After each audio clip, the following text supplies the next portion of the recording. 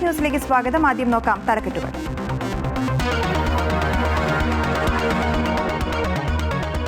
നേപ്പാൾ പ്രളയത്തിൽ 288 ഇന്ത്യക്കാരെ കുറിച്ച് വിവരമില്ലെന്ന വിദേശകാര്യ മന്ത്രാലയം. കേരളത്തിൽ നിന്നുള്ള 33 പേരുമായി ബന്ധപ്പെടാൻ കഴിഞ്ഞിട്ടില്ല. ആശങ്കപ്പെടേണ്ട സാഹചര്യമില്ലെന്ന് നോർക്ക. മരണസംഖ്യ 350-ലേറെയായി. 1000-ലേറെ പേരെ കാണാതായി. ദുരിതാശ്വാസ സാമഗ്രികൾ നേപ്പാളിലെത്തിച്ച് ഇന്ത്യ.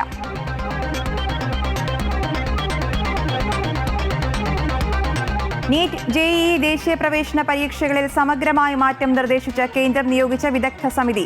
സ്കൂൾ സിലബസും എൻട്രൻസ് പരീക്ഷയും തമ്മിൽ പൊരുത്തക്കേടെന്ന് സമിതി. എൻട്രൻസ് കോച്ചിങ്ങിനെ അമിതമായി ആശ്രയിക്കുന്ന രീതി അവസാനിപ്പിക്കണം. 12ാം ക്ലാസ് മാർക്കിന് തുല്യം പ്രാധാന്യം നൽകണം.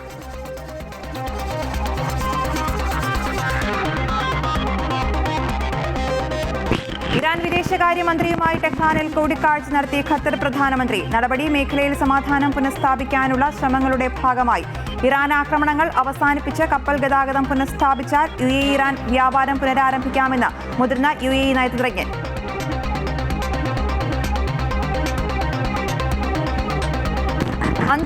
മൾട്ടിപ്പിൾ എൻട്രി ടൂറിസ്റ്റ് വിസകളുടെ യോഗ്യതകളും അപേക്ഷാ നടപടികളും വിശദീകരിച്ച് ദുബായ് താമസ കുടിയേറ്റ വകുപ്പ്. നിരന്തരം യാത്ര ചെയ്യുന്നവർക്ക് കൂടുതൽ സൗകര്യമൊരുക്കുന്നതാണ് മൾട്ടിപ്പിൾ എൻട്രി വിസ. വിസയ്ക്ക് ആവശ്യമായ രേഖകളും അപേക്ഷാ നടപടികളും വിശദീകരിക്കുന്ന വീഡിയോ പുറത്ത്.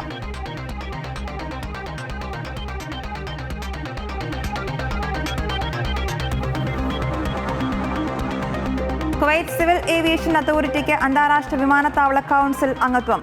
ആഗോള വ്യോമയാന മേഖലയിൽ വിദഗ്ധമായ അനുഭവങ്ങളും അറിവുകളും പ്രയോജനപ്പെടുത്താൻ വലിയ അവസരമെന്ന് Kuwait general civil aviation authority.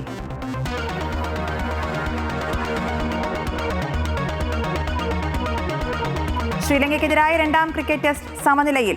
ആദ്യ ടെസ്റ്റ് ജയിച്ച ഇന്ത്യക്ക് പരമ്പര.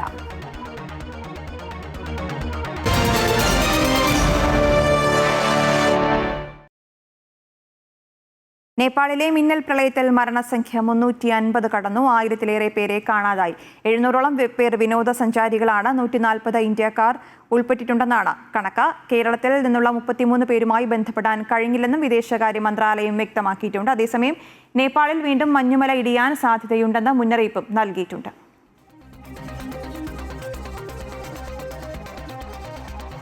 നേപ്പാൾ പ്രളയത്തിൽ 288 ഇന്ത്യക്കാരെക്കുറിച്ച് വിവരമില്ലെന്ന് വിദേശകാര്യ മന്ത്രാലയ വക്താവ് രൺധീർ ജയ്സ്വാൾ. ഇതിൽ തൃശൂലി 1 പവർ പ്രോജക്റ്റിൽ ജോലി ചെയ്യുന്ന 73 ഇന്ത്യൻ പൗരന്മാരും ഉൾപ്പെടുന്നു. 33 പേർ കേരളത്തിൽ നിന്നുള്ളവരാണ്. 85 പേർ തമിഴ്നാട് സ്വദേശികളാണ്. 48 ടൺ ദുരിതാശ്വാസ സാമഗ്രികൾ നേപ്പാളിൽ എത്തിച്ചിട്ടുണ്ട്. പ്രത്യേക കൺട്രോൾ റൂമും തുറന്നിട്ടുണ്ട്.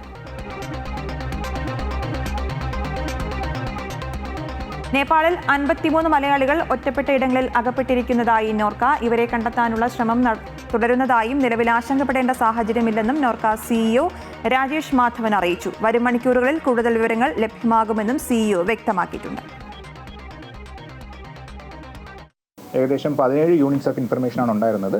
അതിനകത്ത് നമ്മൾ ഏകദേശം 53 മലയാളികളെയാണ്, ഇൻക്ലൂഡിങ് കുടുംബാംഗങ്ങൾ, അഡൾട്ട്സ്, കുട്ടികൾ എല്ലാവരും ഉൾപ്പെടെ. ഈ 53 പേരുടെയും കോൺടാക്ട് നമ്പേഴ്സ് നമ്മുടെ ഉണ്ടെങ്കിലും ഡയറക്റ്റ് ഇവരുടെ കോൺടാക്ട് ചെയ്യാനുള്ള ലിമിറ്റേഷൻസ് ഉണ്ട്. ഇപ്പോൾ നിലവിൽ അവർക്ക് വേറെ ഇഷ്യൂസ് ഉള്ളതായിട്ട് നിലവിൽ നമുക്കൊരു ഡയറക്റ്റ് കോൺടാക്ട് ഇതുവരെയും പറ്റിയിട്ടില്ല. പക്ഷെ നമുക്ക് എംബസി മുഖേനയൊക്കെ കിട്ടുന്ന വിവരങ്ങളുടെ അടിസ്ഥാനത്തിൽ പൂർണ്ണമായിട്ടൊരു കൺഫർമേഷൻ പറയാൻ പറ്റില്ലെങ്കിലും അവർക്ക് വേറെ ഇഷ്യൂസ് ഒന്നും ഉള്ളതായിട്ട് റിപ്പോർട്ടിലില്ല. അപ്പോൾ എന്തായാലും ഈ എഫേർട്സ് എല്ലാം കൃത്യമായിട്ട് നടക്കുന്നുണ്ട്. നമുക്ക് ആസ് ഓഫ് നൗ നമുക്ക് വറിക്കുള്ളൊരു സിറ്റുവേഷൻ ഉണ്ടെന്ന് തോന്നുന്നില്ല. അപ്പോൾ എന്ത് തന്നെ ആയാലും എംബസിയിൽ നിന്നൊരു വിവരം കിട്ടുന്ന മുറയ്ക്ക് കുറച്ചുകൂടി ക്ലാരിറ്റിയോടുകൂടി വിവരം ഷെയർ ചെയ്യാനാണ് ഉദ്ദേശിക്കുന്നത്. അപ്പോൾ നമുക്കൊരു പാനിക് സിറ്റുവേഷൻ വേണ്ടാന്ന് തോന്നുന്നു. ഇപ്പോൾ നീറ്റ് ജെഇഇ പരീക്ഷകൾക്ക് സമഗ്രമാറ്റം ശുപാർശ ചെയ്ത വിദഗ്ധ സമിതി. സ്കൂൾ പഠനവും പ്രവേശന പരീക്ഷകളും തമ്മിൽ വലിയ അന്തരമുണ്ട്.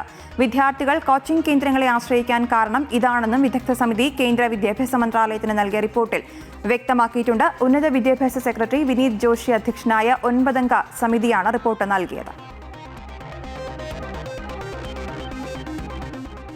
ഇറാൻ വിദേശകാര്യമന്ത്രിയുമായി ടെഹ്റാനിൽ കൂടിക്കാഴ്ച നടത്തി ഖത്തർ പ്രധാനമന്ത്രി. മേഖലയിൽ സമാധാനം പുനഃസ്ഥാപിക്കാനുള്ള ശ്രമങ്ങളുടെ ഭാഗമായാണ് നടപടി.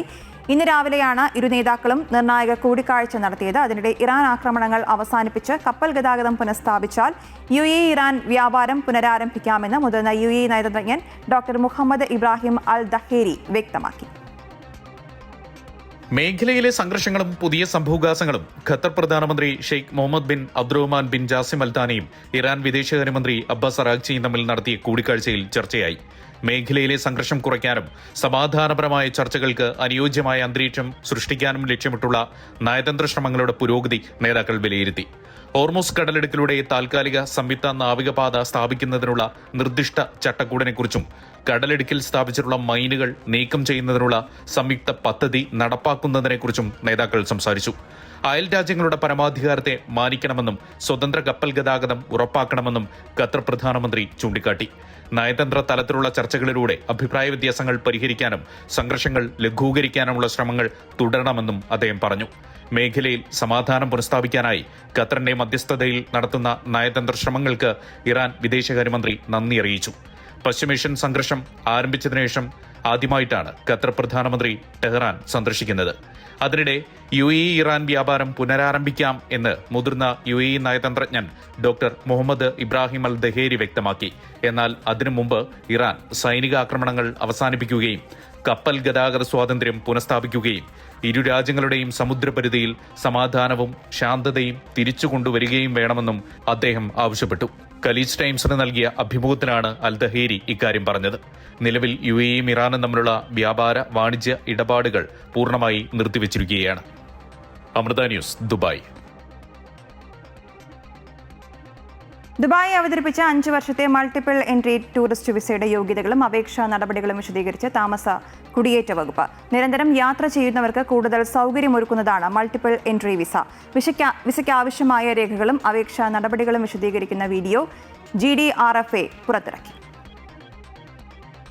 5 വർഷം സാധ്യതയുള്ള വിസ ഉപയോഗിച്ച് നിരവധി തവണ UAEയിൽ പ്രവേശിക്കാം. ഓരോ പ്രവേശനത്തിലും പരമാവധി 90 ദിവസം വരെ തുടർച്ചയായി രാജ്യത്ത് തങ്ങാനാകും. നിബന്ധനകൾക്ക് വിധേയമായി ഇതേ കാലയളവിലേക്ക് താമസം നീട്ടാനും സാധിക്കും. എന്നാൽ ഒരു വർഷത്തിനുള്ളിലെ ആകെ താമസ ദൈർഘ്യം 180 ദിവസത്തിൽ കവിയാൻ പാടില്ല. 5 വർഷത്തെ മൾട്ടിപ്പിൾ എൻട്രി ടൂറിസ്റ്റ് വിസയ്ക്ക് അപേക്ഷിക്കുന്നവർക്ക് കുറഞ്ഞത് 6 മാസത്തെ കാലാവധിയുള്ള പാസ്പോർട്ട് ഉണ്ടാവണം. കഴിഞ്ഞ 6 മാസത്തെ കാലയളവിൽ കുറഞ്ഞത് $4000 തത്തുല്യമായ തുകയോ ബാങ്ക് ബാലൻസായി ഉണ്ടെന്ന് തെളിയിക്കുന്ന ബാങ്ക് സ്റ്റേറ്റ്മെന്റും സമർപ്പിക്കണം. വ്യക്തിഗത ഫോട്ടോ, സാധുവായ ആരോഗ്യ ഇൻഷുറൻസ്, UAEയിൽ നിന്നുള്ള യാത്ര മടക്ക ടിക്കറ്റ്, താമസിക്കുന്ന സ്ഥലത്തിന്റെ തെളിവ് എന്നിവയും ആവശ്യമാണ്. GDRFA ദുബൈയുടെ ഡിജിറ്റൽ സേവന സംവിധാനത്തിലൂടെയാണ് അപേക്ഷ സമർപ്പിക്കേണ്ടത്. സ്മാർട്ട് സർവീസ് സംവിധാനത്തിൽ UAE പാസ് അല്ലെങ്കിൽ യൂസർ നെയിം ഉപയോഗിച്ച് ലോഗിൻ ചെയ്തതിനു ശേഷം 5 വർഷത്തെ മൾട്ടിപ്പിൾ എൻട്രി ടൂറിസ്റ്റ് വിസ സേവനം തിരഞ്ഞെടുക്കണം. തുടർന്ന് അപേക്ഷാ വിവരങ്ങൾ പൂരിപ്പിച്ച് ആവശ്യമായ രേഖകൾ അപ്ലോഡ് ചെയ്ത് ഫീ അടയ്ക്കണം. അപേക്ഷ അംഗീകരിച്ചാൽ ഈ വിസ മെയിൽ വഴി ലഭിക്കും. നിലവിലെ സേവന വിവരമനുസരിച്ച് ഡിജിറ്റൽ ചാനലുകളിലൂടെ സേവനം 24 മണിക്കൂറും ലഭ്യമാണ്. അതേസമയം ഈ വിസ അമർ സെന്റർ വഴിയും അപേക്ഷിക്കാൻ കഴിയും. പ്രതീക്ഷിക്കുന്ന സേവന പൂർത്തീകരണ സമയം 48 മണിക്കൂറാണ്. Amrita news, Dubai.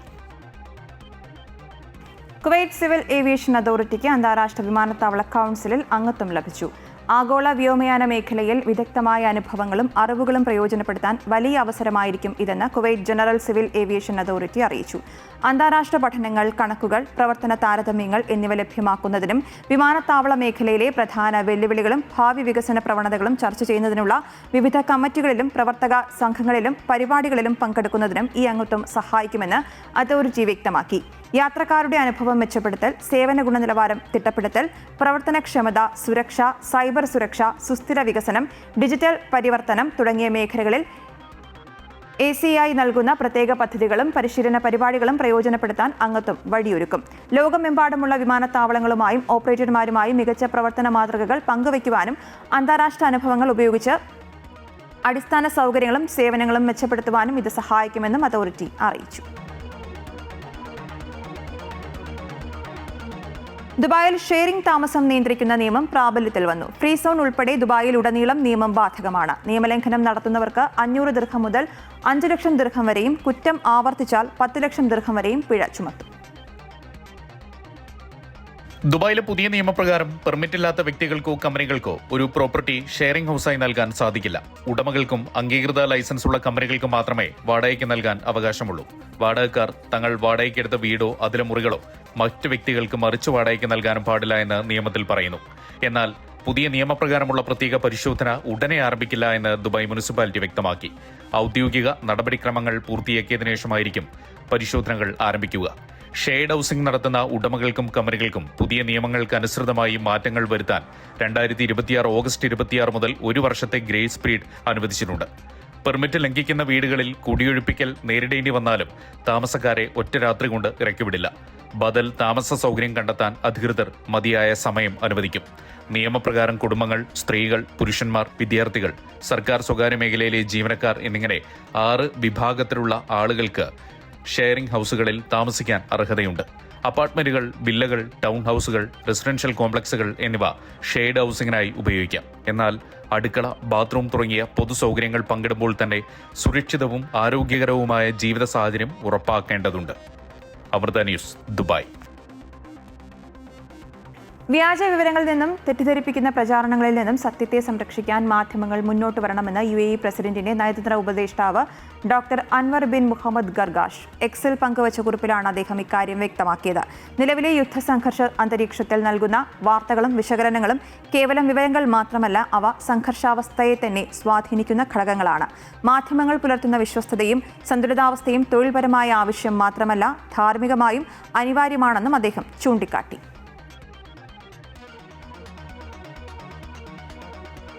കുവൈറ്റിൽ ഈ വർഷം ജൂലൈ അവസാനം വരെ പൗരന്മാരും പ്രവാസികളും 3200 കോടി ദിനാർ ചിലവഴിച്ചതായി റിപ്പോർട്ട്. കുവൈറ്റ് സെൻട്രൽ ബാങ്ക് ഔദ്യോഗികമായി പുറത്തുവിട്ട കണക്കുകളാണ് ഇക്കാര്യം വ്യക്തമാക്കിയത്. നേരിട്ടുള്ള വാങ്ങലുകൾ, ATM പണം പിൻവലിക്കൽ, ഓൺലൈൻ ഇടപാടുകൾ, തൽക്ഷണ പണമിടപാട് സേവനമായ വാംഡ് മുതലായ സേവനങ്ങൾ വഴിയാണ് ഇത്രയും ഇടപാടുകൾ നടത്തിയത്. ജനുവരി മുതൽ ജൂലൈ അവസാനം വരെ പോയിന്റ് ഓഫ് സെയിൽ സംവിധാനങ്ങളിലൂടെയുള്ള നേരിട്ടുള്ള വാങ്ങലുകൾ 1200 കോടി ദിനാറായിരുന്നു. അതേസമയം ATMകൾ വഴിയുള്ള പണം പിൻവലിക്കൽ 507 കോടി ദിനാറായി. ഡിജിറ്റൽ പേയ്മെന്റുകൾ വ്യാപകമായിട്ടും ഒരു വിഭാഗം ആളുകൾ ഇപ്പോഴും പണയിടപാടുകൾ ആശ്രയിക്കുന്നതായി കണക്കുകൾ സൂചിപ്പിക്കുന്നു. ഓൺലൈൻ ഷോപ്പിംഗ് വഴി 909 കോടി ദിനാറിന്റെ ഇടപാടുകളാണ് രേഖപ്പെടുത്തിയത്.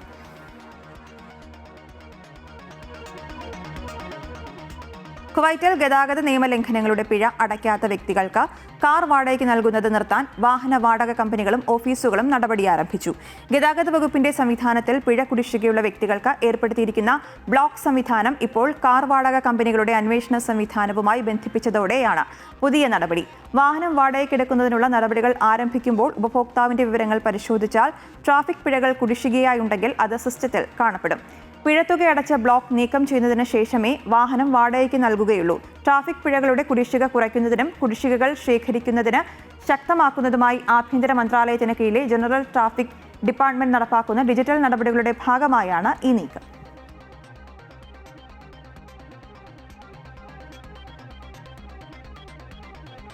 സൗദി അറേബ്യയിൽ വീണ്ടും പരക്കെ മഴയ്ക്ക് സാധ്യതയുണ്ടെന്ന് നാഷണൽ സെന്റർ ഫോർ മെറ്റീരിയോളജി മുന്നറിയിപ്പ് നൽകി. കാലാവസ്ഥ മോശമാകാൻ സാധ്യതയുള്ളതിനെ തുടർന്ന് മക്ക, അൽ ബാഹ, അസീർ എന്നീ പ്രവിശ്യകളിലും ത്വായിഫ് ഗവർണറേറ്റിന്റെ വിവിധ ഭാഗങ്ങളിലും റെഡ് അലർട്ട് പ്രഖ്യാപിച്ചിട്ടുണ്ട്. പ്രതികൂല കാലാവസ്ഥ കണക്കിലെടുത്ത് രാജ്യത്തുള്ള വിദേശികളും സ്വദേശികളും അതീവ ജാഗ്രത പാലിക്കണമെന്ന് അധികൃതർ അഭ്യർത്ഥിച്ചു. അപകട സാധ്യത ഒഴിവാക്കുന്നതിനായി താഴ്വരകൾ, അരുവികൾ, മലവെള്ളപ്പാച്ചിലിന് സാധ്യതയുള്ള പ്രദേശങ്ങൾ എന്നിവിടങ്ങളിൽ നിന്ന് ആളുകൾ മാറി നിൽക്കണമെന്ന് കാലാവസ്ഥാ നിരീക്ഷണ കേന്ദ്രം മുന്നറിയിപ്പ് നൽകിയിട്ടുണ്ട്.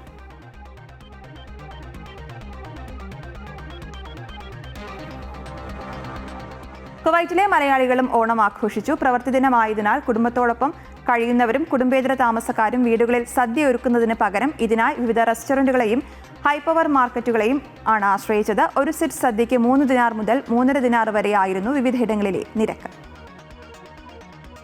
രാജ്യത്ത് കുടുംബവുമൊത്ത് കഴിയുന്നവരിൽ ചിലർ വീടുകളിൽ തന്നെ സദ്യ ഒരുക്കി.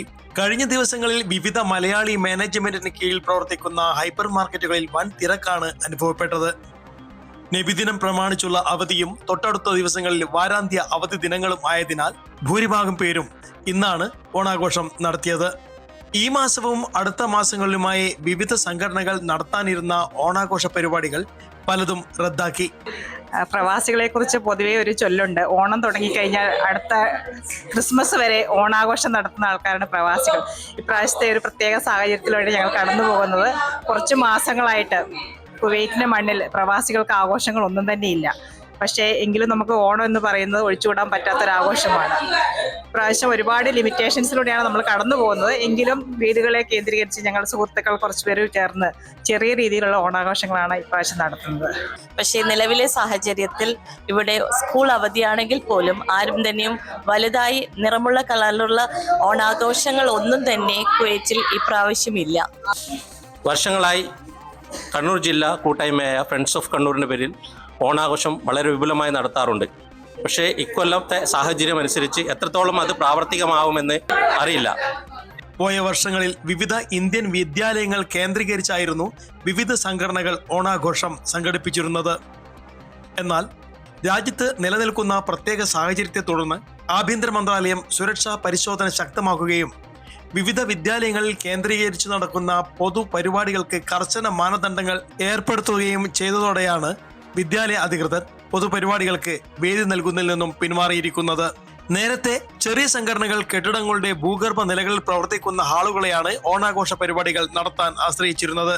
എന്നാൽ ഈയിടെ രാജ്യത്ത് നടന്ന സുരക്ഷാ പരിശോധനയിൽ ഇവയിൽ ഭൂരിഭാഗവും നിലവിൽ അടച്ചുപൂട്ടിയിരിക്കുകയാണ്. ഈ സാഹചര്യത്തിൽ ഈ വർഷത്തെ ഓണാഘോഷ പരിപാടികൾ ഒഴിവാക്കാനുള്ള ആലോചനയിലാണ് ഭൂരിഭാഗം മലയാളി സംഘടനകളും. Anil K Nambiar, Amrita News, Kuwait. India China അതിർത്തിയിൽ പ്രശ്നങ്ങൾ പൂർണ്ണമായും ചർച്ചയിലൂടെ പരിഹരിക്കാനും അതിർത്തിയിൽ സമാധാനം നിലനിർത്താനും ധാരണ. ദേശീയ സുരക്ഷാ ഉപദേഷ്ടാവ് അജിത് ഡോവൽ ചൈനീസ് വിദേശകാര്യമന്ത്രി വാങ് യിയുമായി നടത്തിയ കൂടിക്കാഴ്ചയിലാണ് തീരുമാനം. 2005 ഒപ്പുവച്ച കരാറിന്റെ അടിസ്ഥാനത്തിൽ തുടർ നടപടികൾ സ്വീകരിക്കും.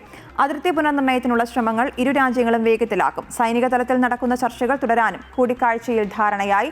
ഇന്ത്യ ചൈന വ്യാപാര ബന്ധം കൂടുതൽ മെച്ചപ്പെടുത്താനും കൈലാസ് മാനസരോവർ യാത്രയ്ക്ക് കൂടുതൽ തീർത്ഥാടകരെ അനുവദിക്കാനും ചർച്ചയിൽ തീരുമാനമായി. ദേശീയ സുരക്ഷാ ഉപദേഷ്ടാവ് അജിത് ഡോവലും ചൈനീസ് വിദേശകാര്യമന്ത്രി വാങ് യിയുമായി നടന്ന പ്രത്യേക ചർച്ചയിൽ അതിർത്തി വിഷയത്തിൽ ഉൾപ്പെടെ നിർണായക തീരുമാനങ്ങളുണ്ടായതായി വിദേശകാര്യ മന്ത്രാലയം അറിയിച്ചു. ഇന്ത്യ ചൈന അതിർത്തി പ്രശ്നങ്ങൾ പൂർണ്ണമായും ചർച്ചയിലൂടെ പരിഹരിക്കാനും അതിർത്തിയിൽ സമാധാനം നിലനിർത്താനും ധാരണയായി. 2005 ഒപ്പുവച്ച കരാറിന്റെ അടിസ്ഥാനത്തിൽ തുടർ നടപടികൾ സ്വീകരിക്കും. അതിർത്തി പുനർനിർണയത്തിനുള്ള ശ്രമങ്ങൾ ഇരു രാജ്യങ്ങളും വേഗത്തിലാക്കും. സൈനിക നയതന്ത്ര തലത്തിൽ നടക്കുന്ന ചർച്ചകൾ തുടരാനും കൂടിക്കാഴ്ചയിൽ ധാരണയായി. ഇന്ത്യ ചൈന വ്യാപാര വാണിജ്യ ബന്ധം കൂടുതൽ മെച്ചപ്പെടുത്തും. കൈലാസ് മാനസരോവർ യാത്രയ്ക്ക് കൂടുതൽ തീർത്ഥാടകരെ അനുവദിക്കാനും ചർച്ചയിൽ തീരുമാനിച്ചു. ഉഭയകക്ഷി ബന്ധം കൂടുതൽ ശക്തിപ്പെടുത്തുമെന്നും ഇന്ത്യയുമായി ചേർന്ന് പ്രവർത്തിക്കാൻ ചൈന തയ്യാറാണെന്നും കൂടിക്കാഴ്ചയിൽ വാങ് യി വ്യക്തമാക്കി. സെപ്റ്റംബറിൽ ഡൽഹിയിൽ നടക്കുന്ന ബ്രിക്സ് ഉച്ചകോടിയിൽ ചൈനീസ് പ്രസിഡന്റ് ഷി ജിൻപിങ് പങ്കെടുക്കുമെന്ന റിപ്പോർട്ടുകൾക്കിടെയാണ് അജിത് ഡോവലിന്റെ നിർണായക ചൈനീസ് സന്ദർശനം. ഉച്ചകോടിക്ക് എത്തുകയാണെങ്കിൽ ചൈനീസ് പ്രസിഡന്റും പ്രധാനമന്ത്രി നരേന്ദ്രമോദിയും തമ്മിൽ പ്രത്യേക കൂടിക്കാഴ്ച നടത്താനും സാധ്യതയുണ്ട്. അമൃത ന്യൂസ്, ന്യൂഡൽഹി. മോട്ടോർ വാഹന വകുപ്പിലെ അഴിമതിയിലും ഉദ്യോഗസ്ഥ പീഡനത്തിലും മനംനൊന്ത് മലപ്പുറം കീഴ്ശ്ശേരിയിൽ യുവാവ് ആത്മഹത്യ ചെയ്തു. കീഴ്ശ്ശേരി സ്വദേശി ഷൗക്കത്ത് അലിയാണ് ജീവനൊടുക്കിയത്. 10 മാസമായി MVD ഉദ്യോഗസ്ഥർ തന്റെ ജീവനമാർഗമായ ഓട്ടോറിക്ഷയുടെ ഫിറ്റ്നസ് തടഞ്ഞുവച്ചിരിക്കുന്നുവെന്ന് വ്യക്തമാക്കുന്ന വൈകാരികമായ സോഷ്യൽ മീഡിയ കുറിപ്പ് പങ്കുവച്ച ശേഷമായിരുന്നു ആത്മഹത്യ. കീഴ്ശ്ശേരി സ്വദേശി ഷൗക്കത്ത് അലിയാണ് മോട്ടോർ വാഹന വകുപ്പിന്റെ അഴിമതിയിൽ പ്രതിഷേധിച്ച് ഇന്ന് രാവിലെ ജീവനൊടുക്കിയത്. സ്വന്തം വീട്ടിലാണ് ഷൗക്കത്ത് അലിയെ മരിച്ച നിലയിൽ കണ്ടെത്തിയത്. മോട്ടോർ വാഹന വകുപ്പ് ഉദ്യോഗസ്ഥർക്കെതിരെ ഗുരുതര ആരോപണങ്ങൾ സോഷ്യൽ മീഡിയയിൽ ഉന്നയിച്ചാണ് ഷൗക്കത്ത് അലി ആത്മഹത്യ ചെയ്തത്. ഓട്ടോറിക്ഷയുടെ ഫിറ്റ്നസുമായി ബന്ധപ്പെട്ട് കഴിഞ്ഞ 10 മാസമായി കൊണ്ടോട്ടി MVD ഓഫീസിൽ കയറി ഇറങ്ങുകയായിരുന്നുവെന്നും കൈക്കൂലി നൽകാൻ തയ്യാറാകാത്തതിൻ്റെ പേരിൽ ഉദ്യോഗസ്ഥർ ഫിറ്റ്നസ് തടഞ്ഞുവെച്ച് തൻ്റെ ജീവിതമാർഗം തകർത്തതായും ഷൗക്കത്ത് അലി ഫേസ്ബുക്കിൽ കുറിച്ചു. വാഹനത്തിൻ്റെ ഫിറ്റ്നസ് ലഭിക്കാത്തതിനെ തുടർന്ന് വരുമാനം നിലച്ചുവെന്നും EMI മുടങ്ങിയതിനാൽ സിബിൽ സ്കോർ താഴ്ന്നതായും ഷൗക്കത്ത് അലി ആരോപിച്ചു. മാതാപിതാക്കളോ ഭാര്യയോ കുട്ടികളോ ഇല്ലാത്ത തനിക്ക് നീതി വാങ്ങി നൽകാൻ പൊതുസമൂഹവും സ്റ്റേറ്റും മുന്നോട്ട് വരണമെന്നാണ് ഷൗക്കത്ത് അലിയുടെ അവസാന അഭ്യർത്ഥന. മോട്ടോർ വാഹന വകുപ്പിലെ അഴിമതിക്ക് പ്രധാന കാരണം ഏജന്റ് സംവിധാനമാണെന്നും ആഭ്യന്തരമന്ത്രിയും ഹൈക്കോടതിയും വിഷയത്തിൽ അടിയന്തരമായി ഇടപെട്ട് അന്വേഷണം നടത്തണമെന്നും കുറിപ്പിൽ ആവശ്യപ്പെടുന്നുണ്ട്. അഴിമതി തുലയട്ടെ എന്ന മുദ്രാവാക്യത്തോടൊപ്പം ഡോക്ടർ BR അംബേദ്കറുടെ വചനങ്ങളോടുകൂടിയാണ് കുറിപ്പ് അവസാനിപ്പിക്കുന്നത്. സംഭവത്തിൽ നാട്ടുകാർ കടുത്ത പ്രതിഷേധത്തിലാണ്. അമൃത ന്യൂസ്, മലപ്പുറം. മലപ്പുറത്തെ ഓട്ടോ ഡ്രൈവറുടെ ആത്മഹത്യയിൽ ഗതാഗത വകുപ്പ് സെക്രട്ടറിയുടെ റിപ്പോർട്ട് തേടി ഗതാഗത മന്ത്രി 2 ദിവസത്തിനകം പ്രാഥമിക റിപ്പോർട്ട് സമർപ്പിക്കാൻ നിർദ്ദേശം നൽകിയിട്ടുണ്ട്. ഉദ്യോഗസ്ഥരുടെ ഭാഗത്തു നിന്നും വീഴ്ചയുണ്ടായിട്ടുണ്ടെങ്കിൽ കടുത്ത നടപടി സ്വീകരിക്കുമെന്നും ഗതാഗത മന്ത്രി അറിയിച്ചു. അതേസമയം ഷൗക്കത്തിന്റെ ആരോപണങ്ങളിൽ MVD അന്വേഷണം നടത്തും. മലപ്പുറം RTO, ഗതാഗത കമ്മീഷണറേറ്റിലെ സീനിയർ വിജിലൻസ് ഓഫീസർ എന്നിവർ അന്വേഷിക്കും. ഓണക്കാലത്ത് സംസ്ഥാനത്ത് മദ്യവിൽപ്പനയിൽ വൻ വർധനവ്. ഉത്രാടം വരെയുള്ള 8 ദിവസത്തിനിടെ 771.29 കോടി രൂപയുടെ മദ്യമാണ് ബെവ്കോയും കൺസ്യൂമർ ഫെഡും വഴി വിറ്റഴിച്ചത്. കഴിഞ്ഞ വർഷത്തേക്കാൾ 76.33 കോടി രൂപയുടെ അധിക മദ്യവിൽപ്പനയാണ് ഇത്തവണ നടന്നത്. കഴിഞ്ഞ വർഷം ഇതേ കാലയളവിൽ 694.96 കോടി രൂപയുടെ മദ്യമാണ് വിറ്റുപോയത്. പതിവ് തെറ്റിയില്ല. ഓണക്കാലത്ത് ബെപ്കോയുടെ മദ്യവിൽപ്പന ഇത്തവണയും കുതിച്ചുയർന്നു. ഓണക്കാലത്തെ 8 ദിവസം 771.29 കോടി രൂപയുടെ മദ്യമാണ് ബെപ്കോ ഇത്തവണ വിറ്റത്. കഴിഞ്ഞ വർഷം ഇതേ കാലയളവിൽ 694.96 കോടി രൂപയുടെ മദ്യമായിരുന്നു വിറ്റിരുന്നത്. കഴിഞ്ഞ വർഷത്തെ അപേക്ഷിച്ച് ഇത്തവണ ഉണ്ടായിരിക്കുന്നത് 76.33 കോടി രൂപയുടെ അധിക വർധന. ഉത്രാട നാളിൽ 126.31 കോടി രൂപയുടെ വിൽപ്പനയാണ് നടന്നത്. ആ കണക്കിൽ നേരിയ കുറവ് വന്നിട്ടുണ്ട്. കഴിഞ്ഞ വർഷം ഉത്രാട ദിനം സംസ്ഥാനത്ത് വിറ്റുപോയത് 137.64 കോടി രൂപയുടെ മദ്യമായിരുന്നു. കൺസ്യൂമർ ഫെഡിന്റെ 49 മദ്യവിൽപ്പനശാലകളിലൂടെ ഉത്രാട നാളിൽ വിറ്റഴിച്ചത് 20,05,95,800 രൂപയുടെ മദ്യം. 89 ലക്ഷത്തിലേറെ വിൽപ്പനയുണ്ടായ കുന്നംകുളത്തെ ഷോപ്പാണ് കണക്കുകളിൽ ഒന്നാമത്. 74 ലക്ഷം വീതം വിൽപ്പനയുണ്ടായിരുന്ന കൊടുങ്ങല്ലൂരും അമ്പലപ്പുഴയുമാണ് വിൽപ്പന കണക്കിൽ 2ഉം 3ഉം സ്ഥാനത്തുള്ളത്. 15 ഷോപ്പുകളിൽ ഉത്രാട നാളിൽ മാത്രം 50 ലക്ഷത്തിലേറെ രൂപയുടെ വിൽപ്പനയുണ്ടായിട്ടുണ്ട്. ഓണക്കാലത്തെ കൺസ്യൂമർ ഫെഡിന്റെ മാത്രം മദ്യവിൽപ്പനയിൽ കഴിഞ്ഞ വർഷത്തേക്കാൾ 10 കോടിയോടടുത്ത് വർധനയാണ് ഉണ്ടായിരിക്കുന്നത്. അമൃത ന്യൂസ്, തിരുവനന്തപുരം. ഇടുക്കി പൂപ്പാറ തലക്കുളത്ത് കാട്ടാനയുടെ ആക്രമണത്തിൽ തമിഴ്നാട് സ്വദേശി മരിച്ചു. ബോഡിനായ്ക്കന്നൂർ സ്വദേശി ഒച്ചപ്പനാണ് മരിച്ചത്. മകളുടെ തോട്ടത്തിൽ രാവിലെ എത്തിയതായിരുന്നു ഒച്ചപ്പൻ. കനത്ത മഞ്ഞുണ്ടായിരുന്നതിനാൽ ആന നിൽക്കുന്നത് കാണാൻ കഴിഞ്ഞില്ല. കാട്ടാന തോട്ടത്തിലുണ്ടെന്ന വനംവകുപ്പിന്റെ നിർദ്ദേശം അവഗണിച്ചാണ് ഒച്ചപ്പൻ കൃഷിഭൂമിയിലേക്ക് പോയത്. തോട്ടത്തിലേക്ക് ഇറങ്ങിയ ഉടൻ കാട്ടാന ആക്രമിക്കുകയായിരുന്നു. കാട്ടാനയുടെ ശബ്ദം കേട്ട് സമീപത്തെ തോട്ടങ്ങളിലുണ്ടായിരുന്നവർ ഓടിയെത്തിയപ്പോഴാണ് ഇയാൾ പരിക്കേറ്റ് കിടക്കുന്നത് കണ്ടത്. തുടർന്ന് ആശുപത്രിയിലേക്ക് കൊണ്ടുപോയെങ്കിലും ജീവൻ രക്ഷിക്കാനായില്ല. മൃതദേഹം തേനി മെഡിക്കൽ കോളേജിലേക്ക് കൊണ്ടുപോയി. ബന്ധുക്കളുടെ അനുമതിയില്ലാതെ മൃതദേഹം തമിഴ്നാട്ടിലേക്ക് കൊണ്ടുപോയതിൽ പ്രതിഷേധിച്ച് CPMന്റെ നേതൃത്വത്തിൽ പൂപ്പാറയിൽ ദേശീയപാത ഉപരോധിച്ചു. പിന്നീട് ഉടുമ്പൻചോല MLA സേനാപതി വേണുവുമായി നടത്തിയ ചർച്ചയെ തുടർന്ന് ഉപരോധം പിൻവലിക്കുകയായിരുന്നു. മരിച്ചയാളുടെ കുടുംബത്തിന് വനംവകുപ്പ് 10 ലക്ഷം രൂപ നഷ്ടപരിഹാരം പ്രഖ്യാപിച്ചിട്ടുണ്ട്.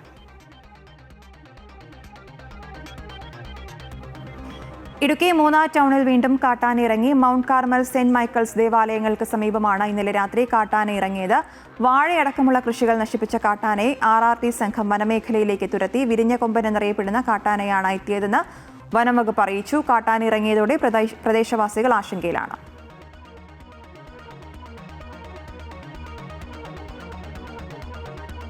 എറണാകുളം ജില്ലയിലെ കൂത്താട്ടുകുളം കാക്കൂരിൽ ബസ് മറിഞ്ഞ അപകടം. വിവാഹ സംഘവുമായി പോയ ബസ്സാണ് അപകടത്തിൽപ്പെട്ടത്. ബസ്സിലുണ്ടായിരുന്ന 30ഓളം പേർക്ക് പരിക്കേറ്റു.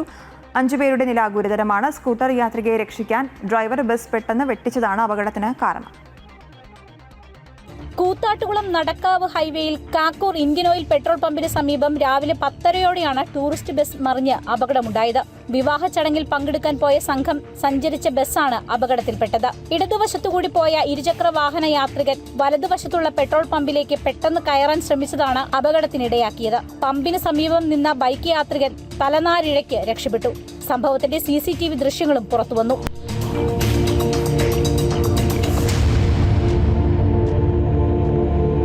അപകടം നടന്നയുടൻ തന്നെ നാട്ടുകാരും മറ്റ് വാഹനയാത്രക്കാരും ചേർന്ന് രക്ഷാപ്രവർത്തനം ആരംഭിച്ചു. പരിക്കേറ്റവരെ സമീപത്തെ കൂത്താട്ടുകുളം ദേവമാത ആശുപത്രിയിലും മോനിപ്പള്ളി ആശുപത്രിയിലുമായി പ്രവേശിപ്പിച്ചു. 30ഓളം പേർക്ക് പരിക്കേറ്റിട്ടുണ്ട്. പോലീസ് അപകട സ്ഥലത്തെത്തി തുടർ നടപടികൾ സ്വീകരിച്ചു. അമൃത ന്യൂസ്, കൊച്ചി. കാൺപൂരിൽ പരിശീലന വിമാനം തകർന്ന പൈലറ്റും പൈലറ്റ് ട്രെയിനിയും മരിച്ചു. കാൺപൂർ ആസ്ഥാനമായി പ്രവർത്തിക്കുന്ന ഗാർഗ് ഏവിയേഷന്റെ ഇരട്ട എഞ്ചിൻ വിമാനമാണ് ഗംഗാ ബാരേജ് പരിസരത്ത് തകർന്നു വീണത്. പതിവ് പരിശീലന പറക്കലിലാണ് അപകടമുണ്ടായത്. പൈലറ്റ് ഗുജറാത്ത് സ്വദേശി സച്ചിൻ ഭാട്ടിയ, കർണാടക സ്വദേശി അഭിഷേക് പൂജാരി എന്നിവരാണ് മരിച്ചത്. അപകട കാരണം ഇതുവരെ വ്യക്തമായിട്ടില്ല. സംഭവത്തിൽ DGCA അന്വേഷണം ആരംഭിച്ചിട്ടുണ്ട്. കാലം എത്ര മാറിയാലും ട്രെൻഡുകൾ മാറിമറിഞ്ഞാലും മലയാളത്തിന്റെ പ്രൗഢിക്ക് മാറ്റുകൂട്ടുന്ന ചില പരമ്പരാഗത വസ്ത്രങ്ങളുണ്ട്. അതിലൊന്നാണ് കുപ്പടം മുണ്ട്. ഖാദിയിലെ കാർണവർ എന്നറിയപ്പെടുന്ന ഈ കാവിമുണ്ട് ഇന്ന് പ്രായമായവർക്ക് മാത്രമല്ല ജെൻസി തലമുറയ്ക്കും ഏറെ പ്രിയപ്പെട്ടതാണ്. രണ്ടാളുകൾ ചേർന്ന് പ്രത്യേക തറയിൽ നെയ്തെടുക്കുന്ന കുപ്പടമുണ്ടിന്റെ വിശേഷങ്ങൾ കാണാം.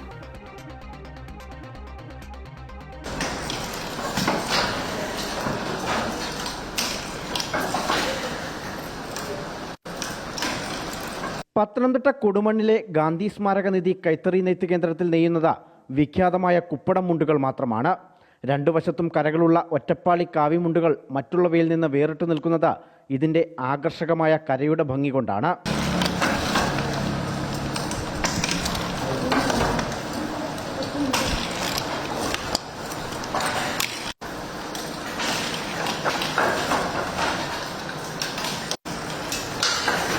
സാധാരണ മുണ്ടുകൾ നെയ്യാൻ ഒരാൾ മതിയെങ്കിൽ കുപ്പടം മുണ്ട് നെയ്തെടുക്കാൻ 2 തൊഴിലാളികൾ വേണം.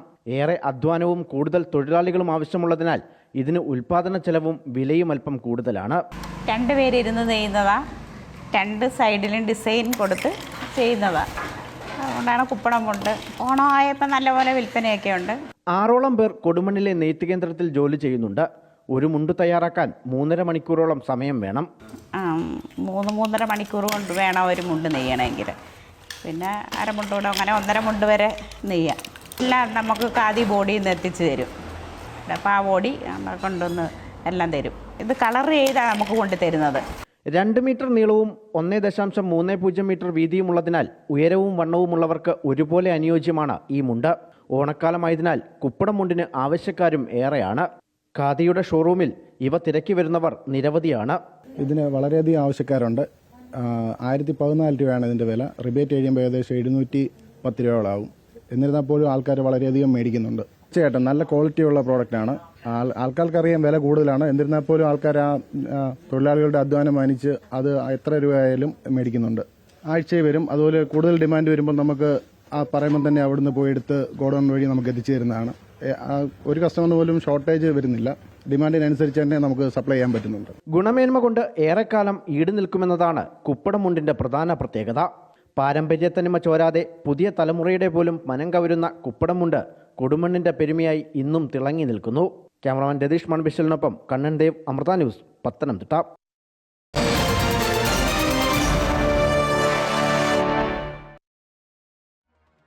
ഇന്ത്യക്കെതിരായ 2ാം ടെസ്റ്റ് മത്സരം സമനിലയിൽ കലാശിച്ചു. 1ാം ഇന്നിംഗ്സിൽ 290 റൺസിന് ഓൾ ഔട്ടായ ശ്രീലങ്ക ഫോളോ ഓൺ നേരിട്ട് വീണ്ടും ബാറ്റിംഗിനിറങ്ങി. 2ാം ഇന്നിംഗ്സിൽ 9 വിക്കറ്റ് നഷ്ടത്തിൽ 429 റൺസ് അടിച്ചെടുത്തു. 200 റൺസിലധികം ലീഡുണ്ടായിരുന്നു ശ്രീലങ്കയ്ക്ക്. ഈ മത്സരം അവസാനിപ്പിക്കാൻ ഇരു ക്യാപ്റ്റന്മാരും തീരുമാനിക്കുകയായിരുന്നു. സോണൽ ദിനുഷ കെഷാരാജ് നുബന്ത സഖ്യത്തിന്റെ ചെറുത്തുനിൽപ്പാണ് മത്സരം സമനിലയിൽ കലാശിക്കാൻ കാരണം. 2ാം ടെസ്റ്റിൽ ഇന്ത്യക്ക് വിജയിക്കാനായില്ലെങ്കിലും ആദ്യ മത്സരം വിജയിച്ചതോടെ 2 മത്സരങ്ങളടങ്ങിയ പരമ്പര ഇന്ത്യ 1-0 സ്വന്തമാക്കി. ന്യൂസ് പൂർണ്ണമാകുന്നു. കൂടുതൽ വാർത്തകൾക്കായി അമൃത ന്യൂസ് യൂട്യൂബ് ചാനൽ കാണുക. നമസ്കാരം.